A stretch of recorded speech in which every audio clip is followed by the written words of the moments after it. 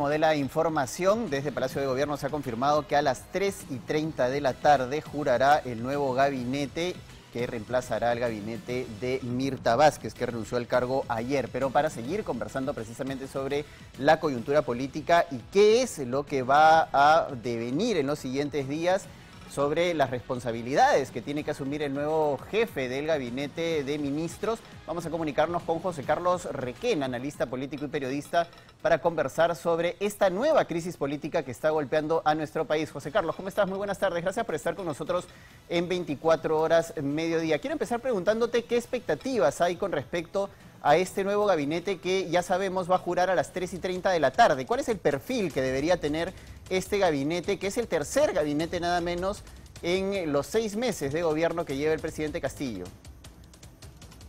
¿Qué tal, Paco? ¿Cómo estás? Buenas tardes. Bueno, ahí la verdad, entre lo que el país necesita y lo que uno piensa que es más probable que pase, dado lo que se ha visto estos 6 meses, hay lamentablemente una gran distancia. Creo que lo que el país requiere o requeriría es un gabinete que efectivamente ayude a poder enmendar todos los malos pasos que se han dado en estos primeros 6 meses, varios de ellos con serios indicios de corrupción. Pero eso lamentablemente yo no creo que sea lo que se dé, seguramente, y eso lo vamos a ver en pocas horas, seguramente varios de, digamos, quien lidere el gabinete tendrá que ser alguien seguramente cercano al presidente, alguien que ya esté colaborando o que haya estado cercano por lo menos al Ejecutivo. Pero de nuevo esa incertidumbre va a terminar en unas horas. Sí hay que decir que la salida de Mirta Vázquez y de Avelino Guillén y un sector de una izquierda más moderada, más progresista, creo que termina aislando mucho más al presidente Castillo y lo pone en una situación muy sensible. Ahora, precisamente, la salida tanto de Mirta Vázquez como de Avelino Guillén han resultado en un golpe muy duro para el presidente Pedro Castillo. Se trata de dos figuras que son importantes y que tenían un reconocimiento importante dentro del antifujimorismo, pero sobre todo dentro de esa izquierda moderada y de incluso el centro progresista de nuestro país. En pocas palabras, Pedro Castillo se está quedando solo frente a esta situación porque además los temas que toca la ahora ex premier Mirta Vázquez en su carta de renuncia no son poca cosa. Está acusando al presidente de la República de no ser capaz de alcanzar consensos y de enfrentarse a su propia jefa del gabinete con una serie de cosas que se podían haber solucionado a la interna y que finalmente acabaron en varias crisis que Mirta Vázquez terminó aguantando hasta que finalmente dijo ya no puedo más y se fue del gabinete de ministros.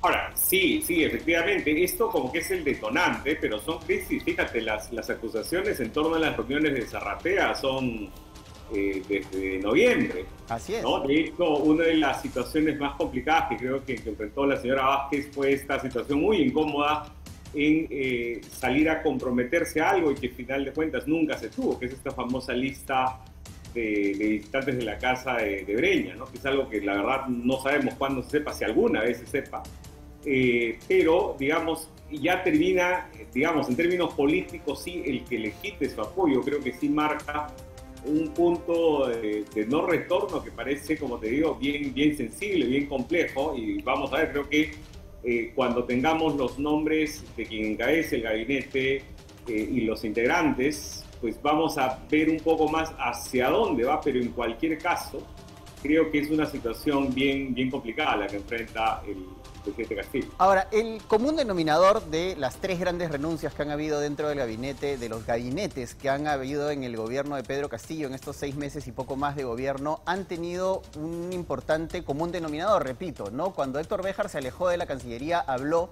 de que el entorno del presidente le parecía preocupante. Luego, Avelino Guillén ha dicho exactamente lo mismo y ayer Mirta Vázquez, en entrevista con Jaime Chincha, dice exactamente lo mismo. El problema es el entorno del presidente Pedro Castillo y quienes le hablan al oído al presidente Pedro Castillo. Pero eso, evidentemente, de alguna manera intenta desmarcar al presidente Pedro Castillo de su propia responsabilidad, porque finalmente quien elige a sus asesores, a sus personas cercanas, es el jefe de Estado.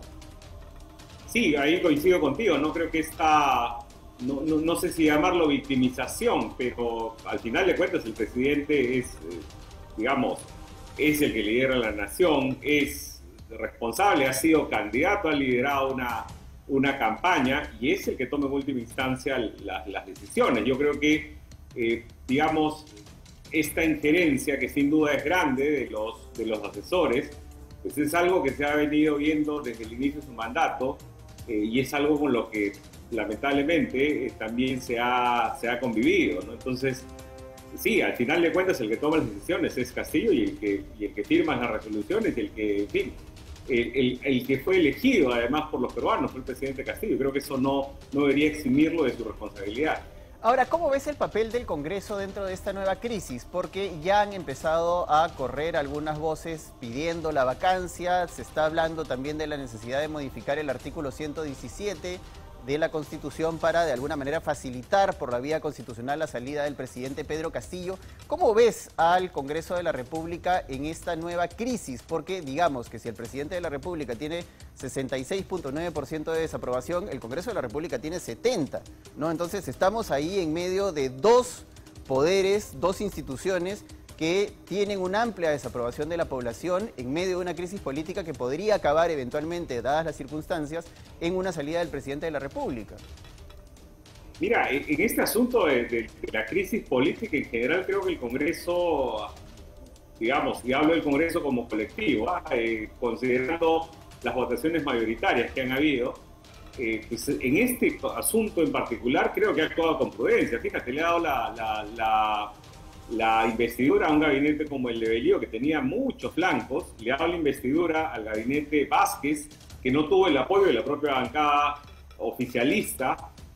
Así yo diría que está avanzando con pies de plomo en este tema, por donde vienen las irresponsabilidades, son por otros lados. Vamos a ver, en este momento, por ejemplo, está debatiéndose el tema de la SUNEDU. Hay algunas otras leyes con ese matiz que lamentablemente se están dando y hay que ver con mucha atención, y es ahí, creo yo, donde viene el principal flanco del Congreso. Pero en lo que se requiere o en lo que se refiere al desenlace de la crisis política, yo creo que va a avanzar con pies de plomo, mirando, porque recordemos, no han sido solamente los voceros parlamentarios los que han expresado estas eventualidades de finales anticipados del mandato de Castillo. Ayer en las redes, ya desde todos los sectores, se hablaba con menos reparo de renuncia, vacancia o de alguna salida política, como se ha dicho también, y una salida política que sin duda tendría que pasar por el Parlamento. Ahora, ¿cómo ves este tuit que publicó ayer Valdemar Cerrón, que luego borró, luego dijo que lo habían hackeado? ¿Cómo lo ves desde el punto de vista primero de la acción como tal y luego de la posibilidad de que Perú Libre tenga mayor participación en este nuevo gabinete que está por juramentar? Bueno, mira, y ayer, recordarás, en horas de la noche, un grupo importante de representantes de Perú Libre acudió a Palacio de Gobierno. Yo creo que Perú Libre va a tener una presencia mayor que en el gabinete Vázquez. Falta ver si efectivamente, yo no creo que el señor Cerrón haya incurrido en esto, que ya al final la verdad uno no sabe cómo leerlo, pero a mí me parecería un paso muy audaz atreverse a dar una información de esa naturaleza sin que haya habido por lo menos algún nivel de sondeo, ¿no? Entonces, vamos a ver, yo creo que va a tener una presencia más importante de la que ha tenido en el gabinete saliente, pero habrá que ver si lo lidera o no. ¿Y pudo haber sido una suerte de sondeo ese mismo tuit que inmediatamente borró luego Cerrón? ¿Una suerte de globo de ensayo? Una suerte de globo de ensayo, ¿no? Efectivamente, eso puede haber dado. De hecho, a estas alturas circulan o siguen circulando rumores en torno a esa eventualidad, es decir, que el señor Cerrón asuma la presidencia del Consejo de Ministros. Es algo que efectivamente no se puede descartar. Bueno, tenemos muchísimos temas más para conversar. José Carlos, lamentablemente el tiempo es tirano en televisión, como sabes, y te invitamos para estar conversando sobre este tema próximamente en 24 horas, mediodía. Muchas gracias por haber estado con nosotros y nosotros tenemos que continuar con más. Hacemos